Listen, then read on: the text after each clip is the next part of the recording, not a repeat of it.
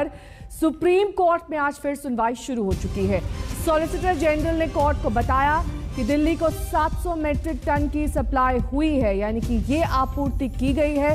संजय शर्मा तमाम जानकारी के साथ हमारे साथ जुड़ गए हैं। संजय, क्या डिटेल में जानकारी मिल रही है, किस तरीके का डेटा मुहैया कराया गया है जिसमें यह कहा गया है कि 700 मीट्रिक टन दिल्ली को मिली है ऑक्सीजन?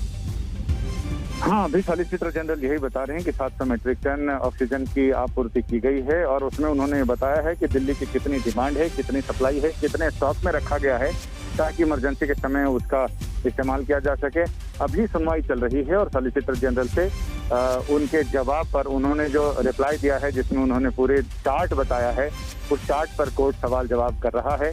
और उन्होंने ये भी कहा है सॉलिसिटर जनरल ने कि बहुत सारे क्रायोजेनिक टैंकर्स आयात किए जा रहे हैं और जो ज्यादा मुश्किल हो रही है वो कि हम विमान से खाली टैंकर्स तो मंगा रहे हैं, लेकिन जब टैंकर भर कर अपने गंतव्य की ओर जा रहे हैं तो उसमें जो टाइम लग रहा है उसकी वजह से थोड़ी डिले जरूर हो रही है ऑक्सीजन की सप्लाई, डिमांड और सप्लाई के बीच मीट करने में।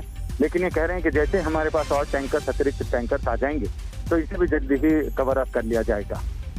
साथ ही संजय, आपसे ये भी जानना चाहेंगे कि पहले इस पूरे मामले पर हाई कोर्ट ने संज्ञान लिया, उसके बाद सुप्रीम कोर्ट इस पूरी पिक्चर में आई।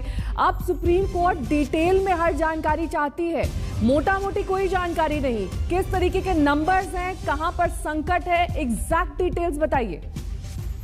एग्जैक्ट डिटेल्स तो इन्होंने ये बताया है कि कई हॉस्पिटल्स की सप्लाई को लेकर इन्होंने उनकी जितनी डिमांड थी उसको सप्लाई पूरी करने की कोशिश की जा रही है।